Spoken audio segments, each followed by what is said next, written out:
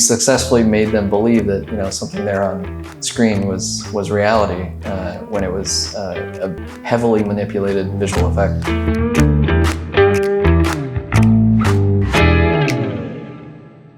My name is Trent Claus. I'm a visual effects supervisor for Lola Visual Effects.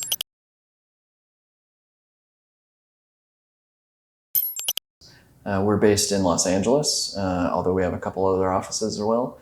And we do all kinds of visual effects, mostly for feature films and streaming, but we also do the occasional TV or special project. And we're most known for human visual effects, so dealing with human aging and de-aging, and then also you know, making people taller or shorter or green or blue or, you know, whatever the case may be. That's really our specialty, and we've done a tremendous amount of de-aging that you might have seen in the movies. Most of the de-aging that you see in the Marvel Cinematic Universe has been done by us, from Michael Douglas in Ant-Man to Kurt Russell in Guardians 2, Samuel L. Jackson all the way through Captain Marvel. And then even before that, going back to, you know, the Curious Case of Benjamin Button and a number of other projects as well. So you kind of like jumped into the second question I had is I think like the big thing where de-aging kind of started really blow up is I guess when there was Star Wars, but it wasn't really de-aging, kind of like one of the characters. They just brought the entire character who the actor was dead. I think he was in one of your presentations. People started kind of like, well, is this even like is this legal? Like, is this possible? Or like, but from your experience, what were some of those first cases where kind of studio executives really started thinking about, well, why don't we, you know, just take Mike Douglas and make him younger? And yeah. How does this even like, how did they even come up with this idea? Well, I think the first use really was X-Men 3. Mm-hmm. And that was done by Lola. It was before my time, but that was done by our company.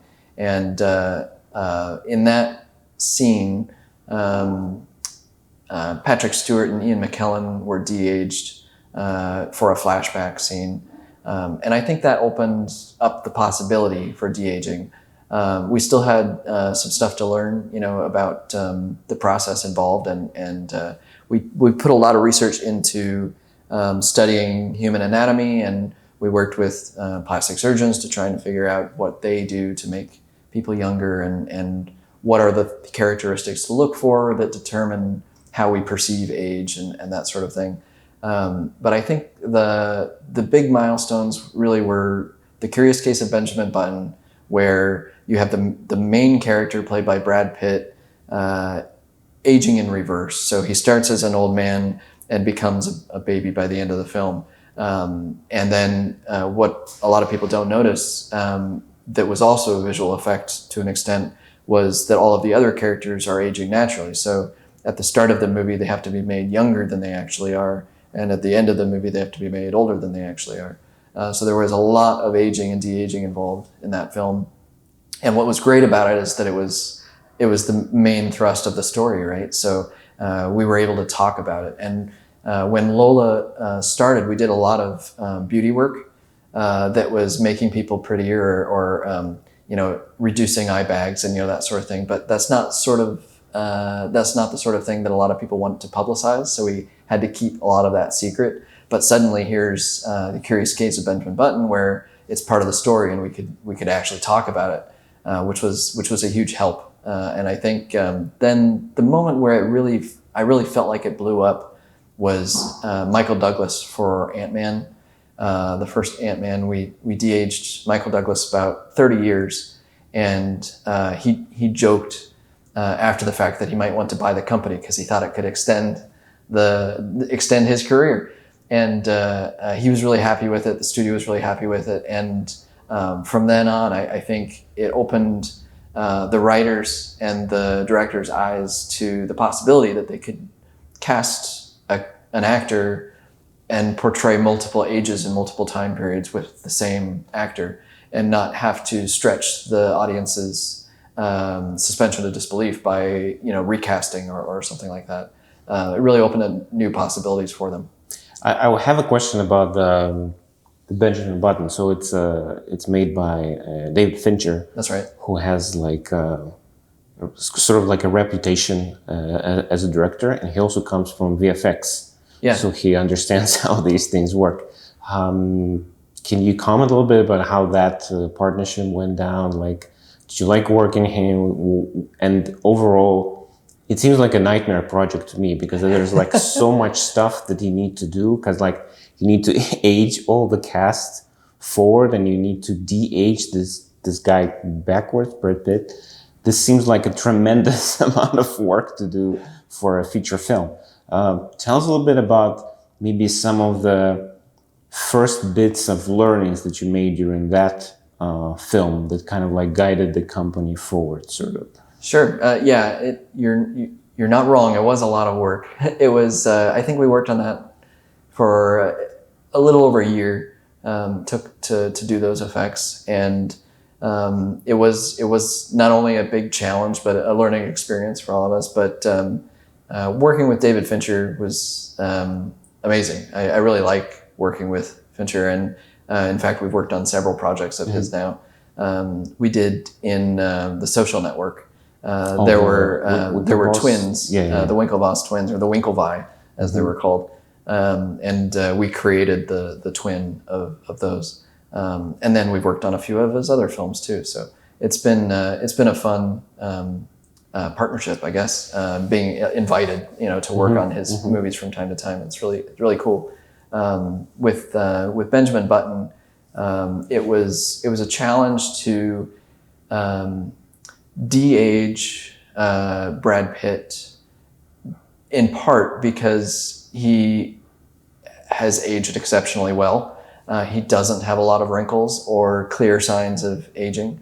And so when you're trying to de-age someone that doesn't have a lot of wrinkles, that kind of steals away the easiest tricks in the bag. The easiest thing to do is just to delete wrinkles.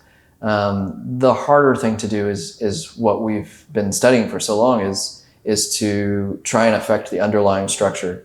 The muscles of the face, the fat distribution, the quality of the skin, the complexion. All of those things contribute to how old you are, and all of those things are very subtle and very easy to mess up. So you have to be really careful that you don't push anything too far and that you stay within the realm of reality.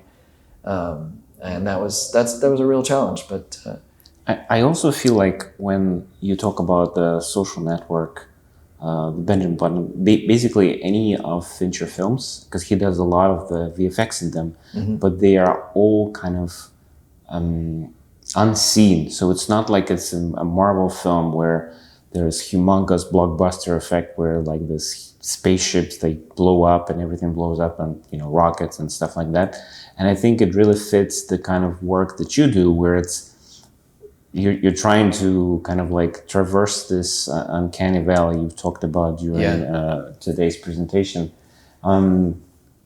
Give us some hints, maybe like core principles that guide you and your team in your work, where you work with human face. So human face is something that we see every day. We interact. We can, we're trained to look at it. We're trained to understand it. We look at the very little details and so on. It's like, it seems like 100 million details are there to mess it up. Yeah. How do you manage to kind of like guide everyone along this path and try to make sure that these effects are sort of unseen to like an untrained eye?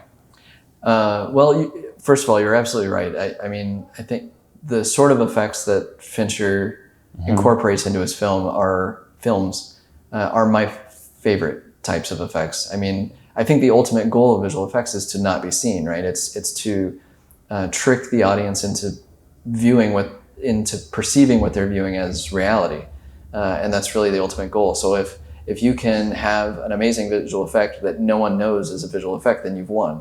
you don't get any credit for it, but you've won. That's the ultimate goal.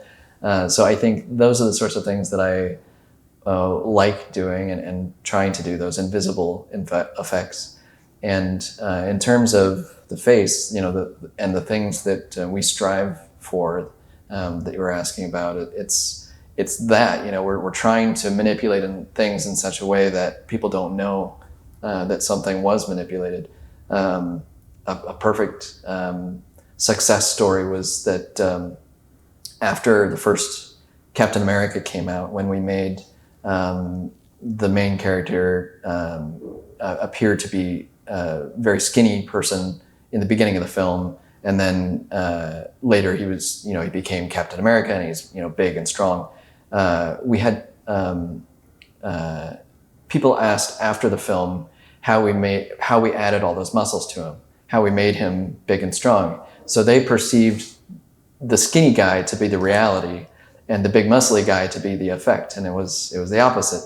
And that meant we won. That was a victory, because we successfully made them believe that something there on screen was reality, when it was a heavily manipulated visual effect. To kind of like to add to that, I remember reading the story that you just in Roger Ebert review of Captain America.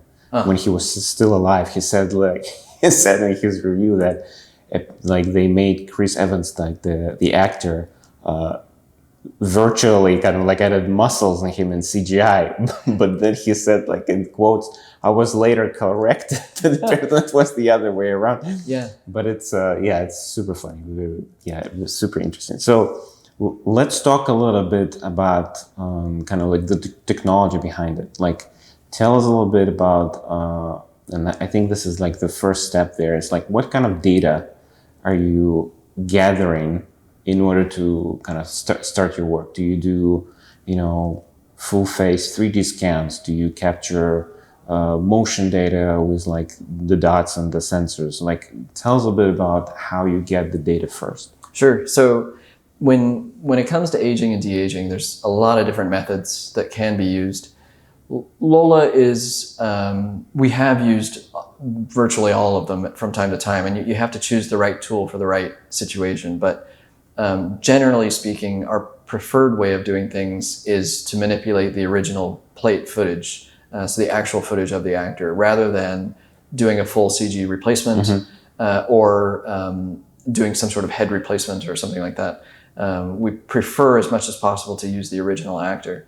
And in doing so, we get to preserve, all of the texture of their skin, all of their performance, and that is the most important thing, because anything else that you do, any of the other options, you're filtering their performance through not only technology but other artists. You're having to reanimate things to try and match their original performance. But if we can maintain that original performance from start to finish, then you're not filtering anything.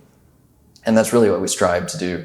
And so what we aim to do is to give the filmmakers the ability to shoot the actors on set, portraying their characters without any additional apparatus. They're not wearing a rig around their shoulders. They don't have lights and cameras pointed directly to their face. They don't, in many cases, they don't even have dots painted on their face.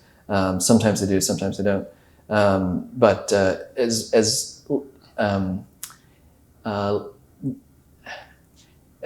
the least amount of invasiveness as possible is what we strive for. And then after the fact, in post, what we will always do is get a 3D scan of their head or face. If possible, we also try and track down if it's an actor that's been around for a long time.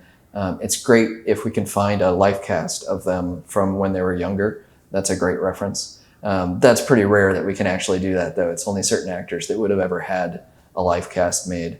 But if it's there, we try and grab it. If they happen to have a 3D scan of themselves from a decade or two ago, that can be very helpful. As time goes on, that will become more available to us. there weren't that many 3D scans being done 20 years ago. So it's hit or miss whether someone has one or not. And then once we have that stuff, we start looking for reference. We determine, the age that they need to be portrayed as, and what really is the goal of the filmmakers. See if they want a true to reality age appearance. Sometimes they don't. It often depends on the story.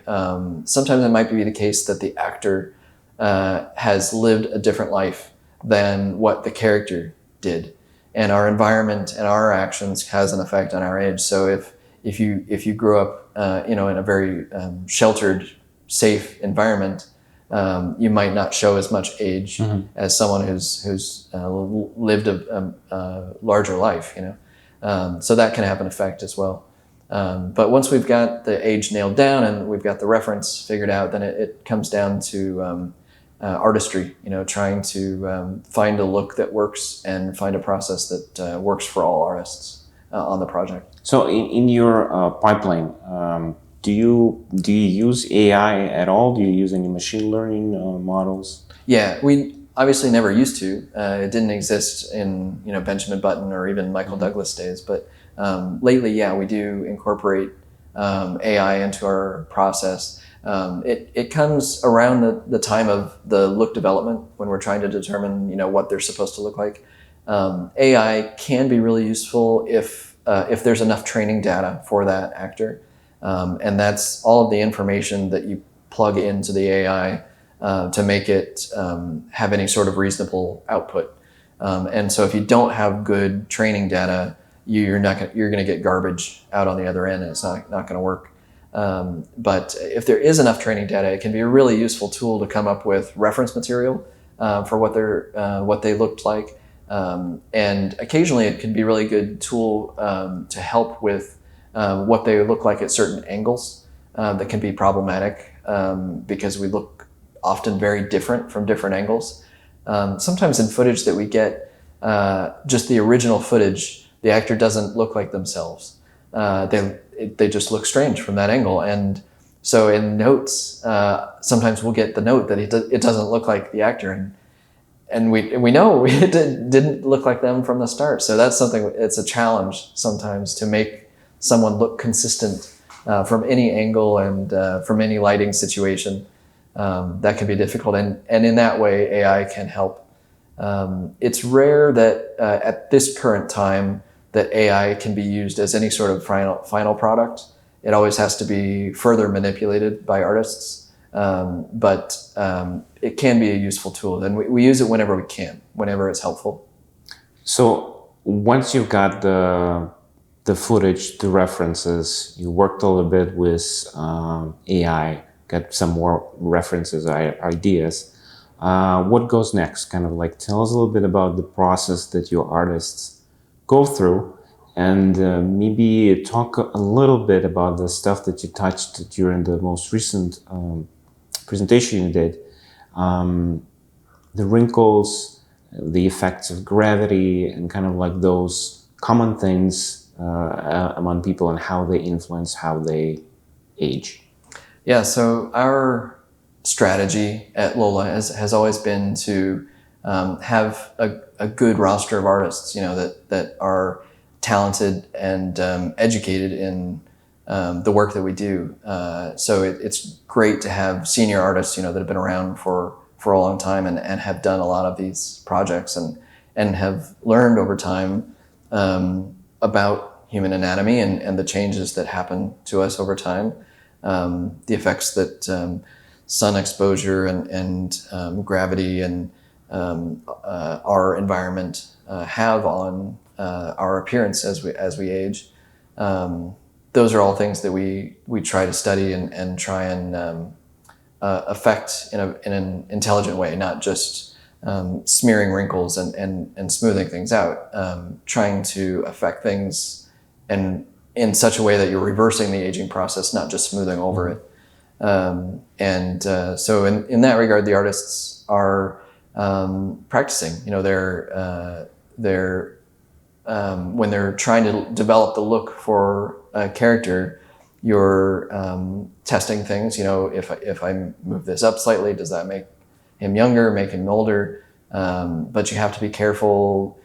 Any change you make has an effect not only on their perceived age, but it can possibly reduce their likeness, and we're trying to protect that at all costs.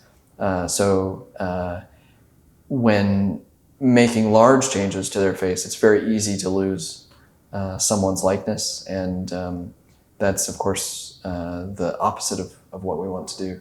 We want to make sure that it's that actor. That's the whole point of everything, is that director and those filmmakers want to use that actor because they're recognizable, and their performance is the character. So we want to preserve those things for them at all costs.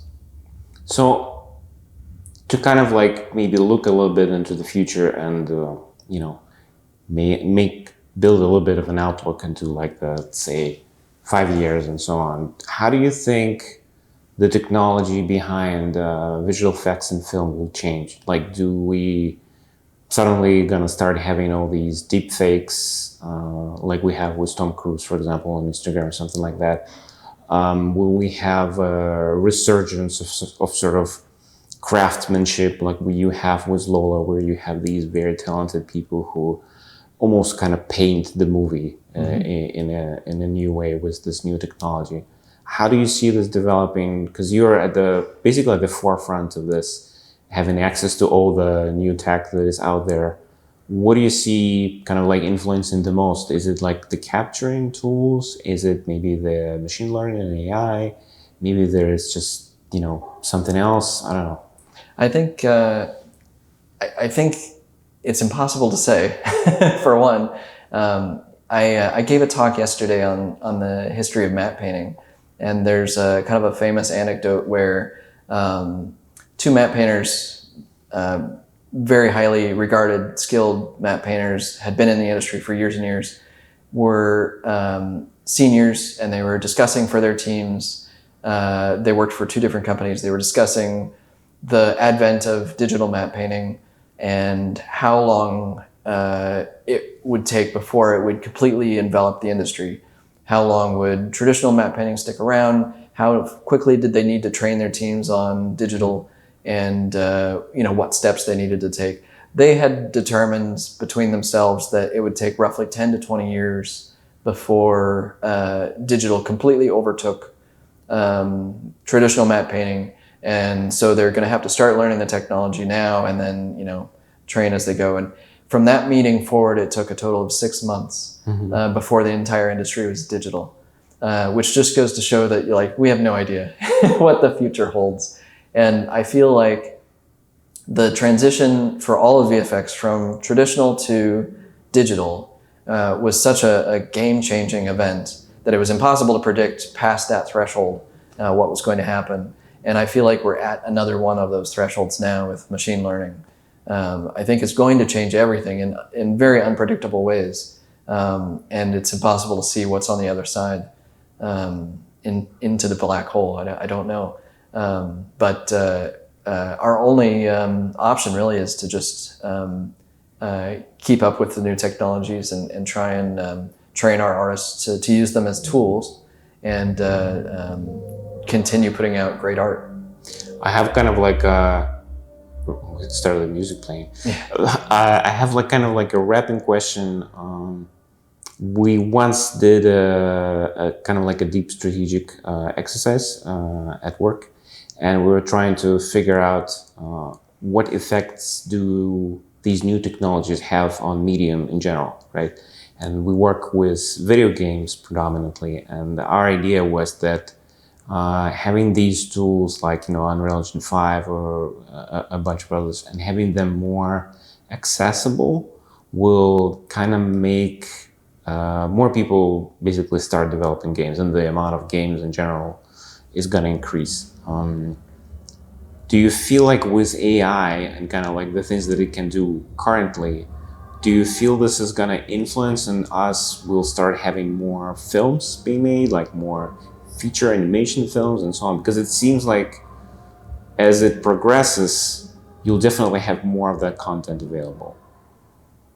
Yeah, I think you're right. Like, I think that new tools like AI can have a democratizing effect. You know, it can open up new options for artists of all different kinds. You know, whether they're in the industry or not, or if they do it as a hobby at home. I think you've seen something similar with the music industry, where YouTube and other social media have opened up not only opportunities, but just interest in a lot of people to make their own music. Now, on the other end, it's completely changed the professional music industry as well, sometimes for the negative. So it's hard to say. I do think that as AI tools become more plentiful and accessible, that you will see a lot of amateur filmmakers testing the waters, you know, and making art. And putting it out on the web, you know, making little videos at home and putting them on YouTube and developing followers and stuff like that. And I think that's great. I think that there will always be differentiation between amateur filmmaking and professional filmmaking, just like with any art. But as a rule, I think that more art is better. So I hope that tools become more available to everybody, and we could just get to see more art. All right. Well, thank you so much. And we'll put the links in the description to the company website so people can check it out. Thanks very much for having me. Thanks for enjoying another episode of the 80 Level Roundtable podcast. Check out upcoming episodes on the 80 Level website at 80.lv. Join our career site at 80.lv/RFP. And share our podcast with friends and on your social networks.